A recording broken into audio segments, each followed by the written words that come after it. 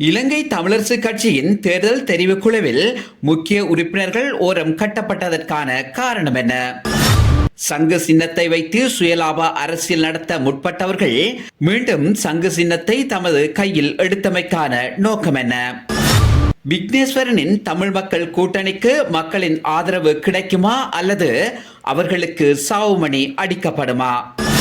தமிழ் தேசிய மக்கள் முன்னணியின் அறிவிப்பு மக்களுக்கு சொல்ல வரும் செய்தி என்னவென்கின்ற முக்கிய பல விடயங்கள் தொடர்பாகவே இந்த தொகுப்பில் ஆராயப் போகிறோம். இருக்கின்ற தமிழ் தேசிய கட்சிகளில் பலமான கட்சியாகவும் பல தசாப்தங்கள் கடந்த கட்சியாகவும் தமிழ் மக்கள் மத்தியில் அதிக செல்வாக்கு செலுத்தி வந்த தந்தை செல்வாவினால் உருவாக்கப்பட்ட இலங்கை தமிழரசு கட்சி இன்று பரிதாபகரமான நிலைக்கு தள்ளப்பட்டிருப்பதற்கான காரணம் இலங்கை தமிழரசு கட்சியின் தலைமையின் ஆளுமையற்ற தன்மையேன்றி வேறொன்றுமில்லை. எதிர்வரும் நாடாளுமன்ற பொது தேர்தலில் களமிறக்கப்படும் வேட்பாளர்களை தெரிவு செய்வதற்காக நியமிக்கப்பட்ட தெரிவுக்குழுவிலும் திட்டமிட்ட வகையில் அந்த கட்சியின் முக்கியஸ்தர்களான ஜனாதிபதி சட்டத்தரணி KV தவராசா, முன்னாள் நாடாளுமன்ற உறுப்பினர் சிறிநேசன், முன்னாள் நாடாளுமன்ற உறுப்பினர் யோகேஸ்வரன் போன்றோர் புறக்கணிக்கப்பட்டு சேயோன் மற்றும் நிரஞ்சினி போன்ற சுமந்திரனின் அணியைச் சேர்ந்த ஆளுமையற்றவர்கள் நியமிக்கப்பட்டிருப்பது தமிழரசு கட்சிக்குள் இன்னும் பூகம்பத்தை ஏற்படுத்தியிருக்கிறது. தமிழரசு கட்சி என்பது ஜனநாயக கட்சி என்பதை விடுத்து தனியொரு நபரின் கட்சியாக தற்போது வழிநடத்தப்படுவது வேதனைக்குரியது.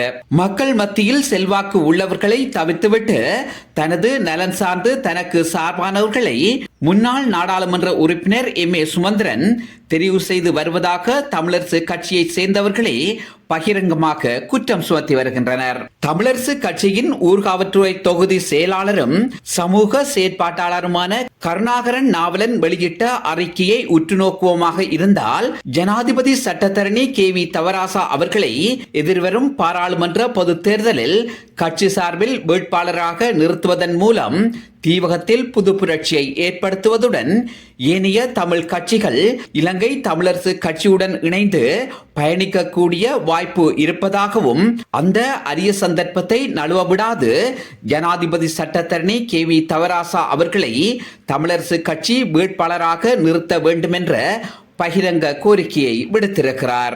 அதே நேரம் தென்மராட்சி பகுதியில் தீவிரமாக சமூக செயற்பாட்டில் ஈடுபட்டு வருபவரும் தென்மராட்சி மக்கள் மத்தியில் அதிக செல்வாக்கு மிக்கவராக காணப்படுகின்ற சமூக செயற்பாட்டாளர் அகிலன் முத்துக்குமார சுவாமியை தமிழரசு கட்சி வேட்பாளராக நிறுத்துவதன் மூலம் தென்மராட்சி மண்ணில் ஒரு ஆசனத்தை நிச்சயம் பெறக்கூடிய வாய்ப்பு இருப்பதாகவும், அப்படியானவர்களுக்கு தமிழரசு கட்சி இடம் கொடுக்காமைக்கான காரணம் கட்சியின் தவறா அல்லது விஷ பூச்சிகளின் தவறா என்கின்ற வினா எழுவதில் எந்த தவறும் கிடையாது.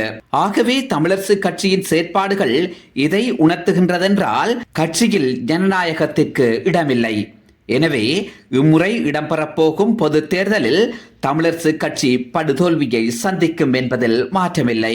அடுத்து நடந்து முடிந்த ஜனாதிபதி தேர்தலில் சங்கு சின்னத்தை தமிழ் மக்களின் அடையாள சின்னமாக எடுத்ததாக கூறிய ஜனநாயக தமிழ் தேசிய கூட்டணி இப்போது அந்த சின்னத்தை நாடாளுமன்ற பொது தேர்தலில் ஒரு கட்சியின் சின்னமாக எடுத்திருப்பது அந்த கூட்டணியின் வங்குரோத்து அரசியலை அப்பட்டமாக வெளிப்படுத்தி நிற்கிறது.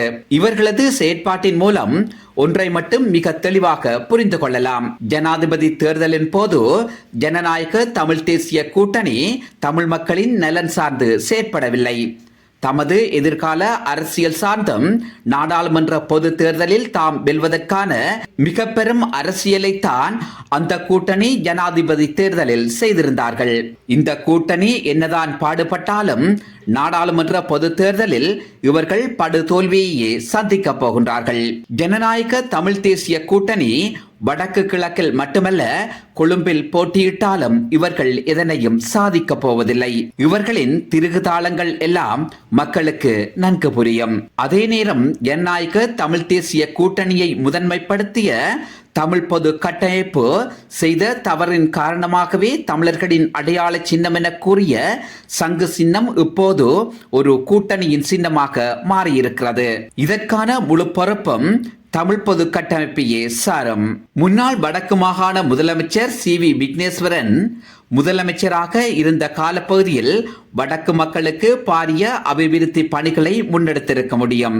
அதனையும் மேற்கொள்ளாது வடக்கு அபிவிருத்திக்கென ஒதுக்கப்பட்ட நிதியை திருப்பி அனுப்பியதுடன் ஊழல் மிக்க அமைச்சர்களை உருவாக்கி வடமாகாணத்தை நாசமாக்கிவிட்டு இப்போது அவருக்கென்று ஒரு தனி கட்சியையும் ஆரம்பித்துவிட்டு அவரது கட்சியும் நாடாளுமன்ற பொது தேர்தலில் களமிறங்கியுள்ளதாம். விக்னேஸ்வரன் என்பவர் வடமாகாண மக்கள் மத்தியில் செல்வாக்கை இழந்தவர்.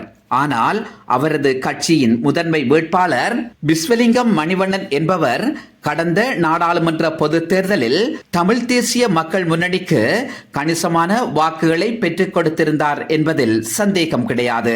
இருப்பினும் இம்முறை இடம்பெறவுள்ள நாடாளுமன்ற பொது தேர்தலில் முன்னாள் யாழ் மாநகர சபை முதல்வர் விஸ்வலிங்கம் மணிவண்ணன் மக்கள் மனதில் இடம் பிடிப்பாரா என்பது கேள்விக்குறிதான். அதே நேரத்தில் இன்னுமொரு முக்கிய விடயத்தையும் கவனத்தில் எடுக்க வேண்டிய தேவை இருக்கிறது. தமிழ் தேசிய மக்கள் முன்னணியினர் வெளிப்படையாக கூறி வருகின்றனர், தமிழ் மக்கள் தமது கட்சியை தவிர்ந்த எந்த கட்சியை நம்பியும் எவ்வித பலனும் கிட்டப் போவதில்லை. தமிழ் மக்கள் தங்களது இருப்பை தக்க வைத்துக் கொள்ள வேண்டுமாக இருந்தால் எதிர்வரும் நாடாளுமன்ற பொது தேர்தலில் கஜேந்திரகுமார் பொன்னம்பலம் தலைமையிலான தமிழ் தேசிய மக்கள் முன்னணிக்கு மட்டுமே வாக்களிக்க வேண்டும் என்கின்றனர். ஆகவே தமிழ் மக்கள் புரிந்து கொள்ள வேண்டியது என்னவெனில், தமிழ் மக்களுக்காக எந்த கட்சியும் இல்லை, எந்த அரசியல்வாதியும் இல்லை.